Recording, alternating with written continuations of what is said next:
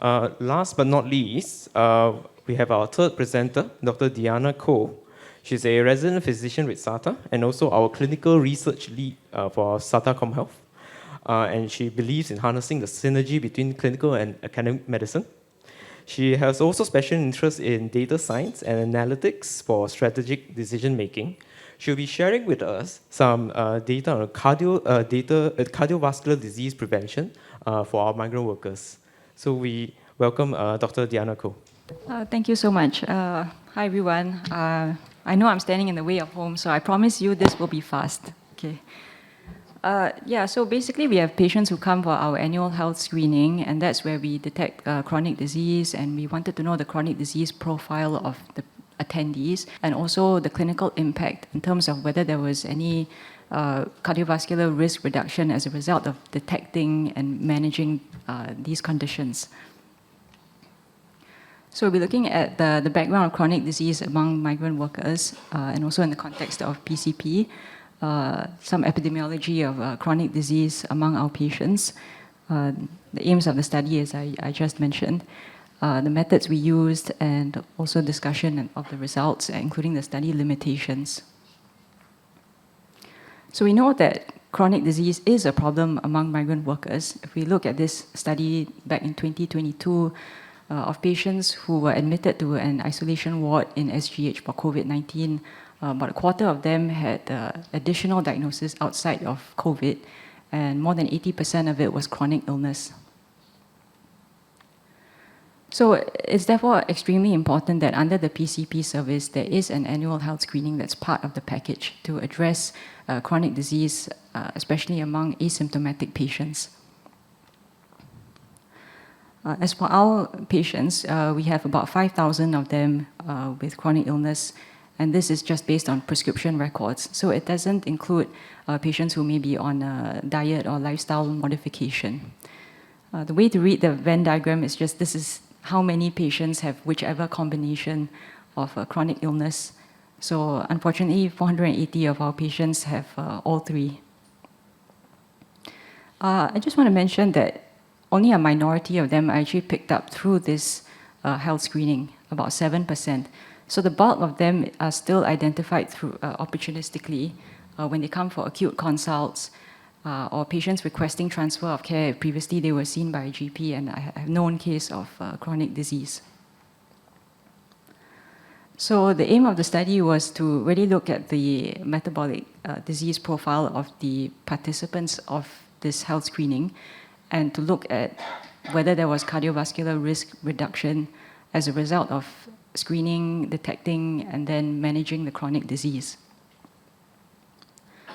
I want to run through the workflow of what happens at the annual health screening. So the healthcare associate assists the patient in completing the form. There is a physical examination. It's not just for chronic disease per se. There's also a mental health component, and we do screen for depression with the PHQ score. And then we identify patients at high cardiovascular risk using the set of criteria in the MOH clinical practice guidelines. Okay, so for this study, we analyzed the individual health records of every patient who underwent the health screening. This is over a 16-month period. So since it's stretched a calendar year, we do have some, I think 5 of them who came twice.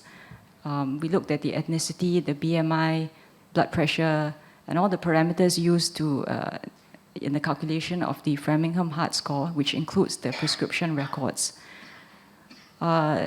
I think we all know this. The Framingham Heart Score is basically to assess the 10-year risk of death from atherosclerotic CVD in male patients who do not have a history of it.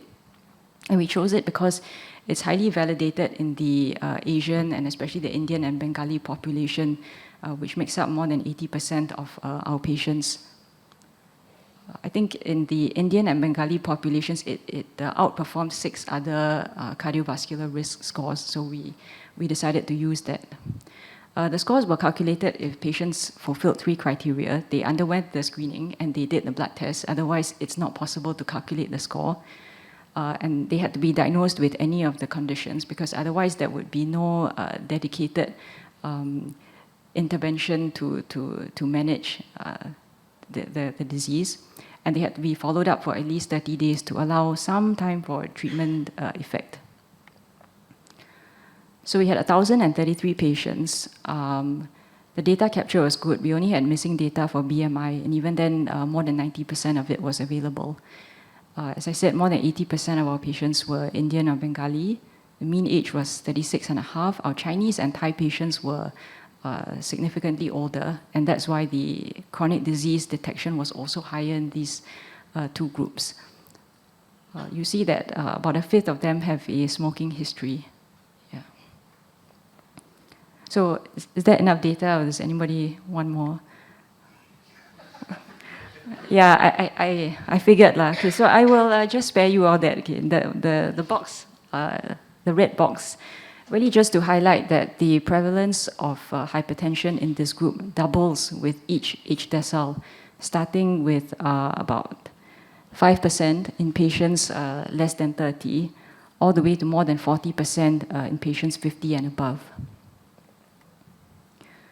Again, we start with the pool of patients, and then we risk stratify them into high CVD risk and not high. Unfortunately, on the left side, there are some patients found to have high CVD risk but were not offered blood tests. The rest, a minority of them declined, and then the rest underwent testing. And 44% of them, some abnormalities were detected. As for those without high CVD risk, technically they should have been discharged, but a fifth of them requested still testing. And about a third of them, abnormalities were found. So among these patients where there were abnormalities on the blood tests, most of these were minor elevations in total cholesterol. And if you compare the criteria selected group on the left and the self-selected group on the right, we didn't find any significant difference in the magnitude of this elevation in total cholesterol, nor the decision to initiate therapy or compliance to follow up for that matter.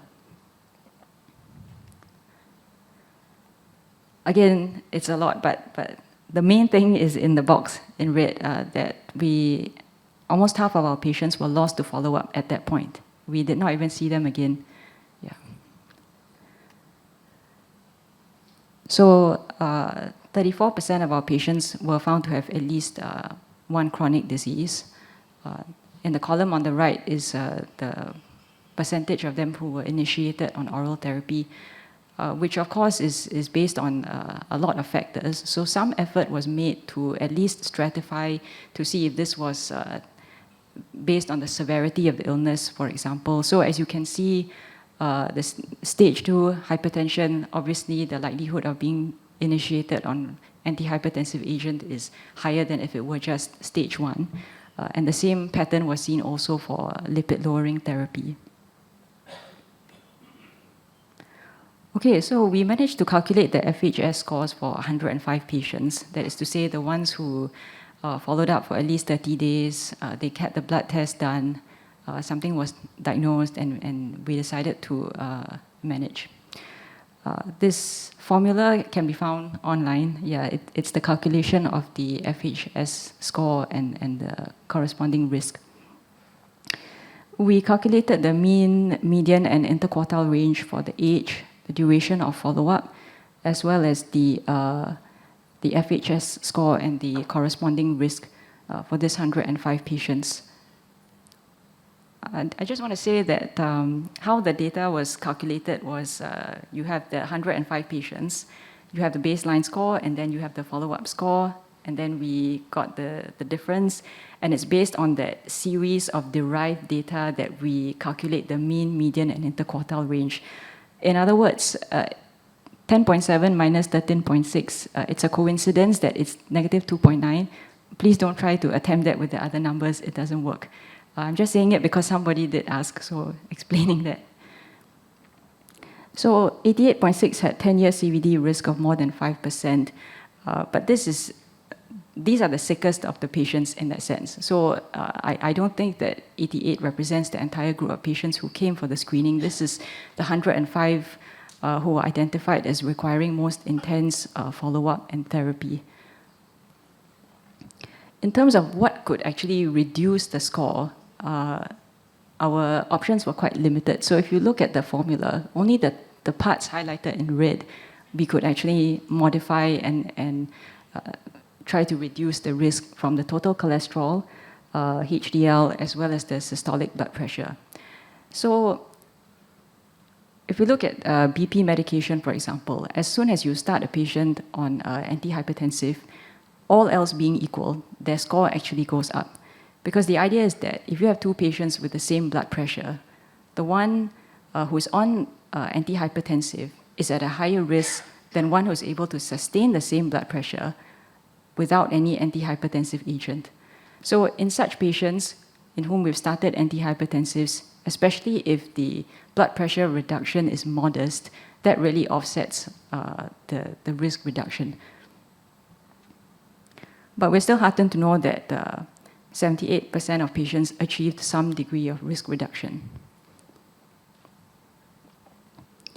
So to conclude, the majority of chronic disease detection is still opportunistic. When patients come for acute illness, as I mentioned, only about 7% of our chronic patients are picked up through the screening. But we think that it might be a sample of how chronic disease management in SATA. Because if we assume that patients who are detected through screening and outside of screening are treated the same, then possibly this is just a sample of that. Cardiovascular risk is composite and it lies on a continuum. So it's the severity of the condition that affects, is just one of the factors whether a patient is initiated on therapy. And addressing the wider question of, although we say, abnormalities detected or not, it's really not binary. And if we look at the group that was deemed at low cardiovascular risk, only 3 were actually even asked to come back for follow-up. So it's taking all that into consideration, the overall composite risk. But of course, it's still a matter of joint decision making. We are slightly alarmed at the default rate of 45%. And we think there are benefits, however, beyond just what can be captured in terms of cardiovascular risk reduction. It's an opportunity for patient education to get patients thinking about their health. And also, with the smoking cessation advice, that brings about additional benefits outside of just cardiovascular risk. Thank you. All right, thank you, Dr. Koh. So, any questions from the ground?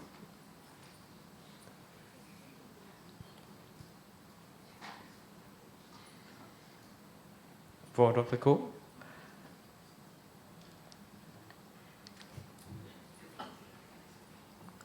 Yes. Hi, I'm Ghazali from Shifa Clinic. So following up on what you just mentioned, Dr. Koh, about the default rate of the workers, are there mechanisms in place whereby you can recall back the workers so they are following up on these chronic illnesses and diseases? Thank you. Yes, following the study, we might have to look into that, yes. When a patient defaults, he doesn't come back for his chronic illness. But what I see in the clinic is that what happens is some patients actually take this report and then they will telemed their doctor back in their home country. And then they, when the patients, when their friends say fly back or something, they will get their medicine. But of course, this is still suboptimal because the medications need to be titrated. So I think some of them do get some form of help. At least there is awareness. But definitely we would like to see them back in clinic. This is a problem that we note. Yeah. Thank you. Thank you. Any other questions? I think we have a bit of time. So if anyone wants to ask, we can have a question or two more.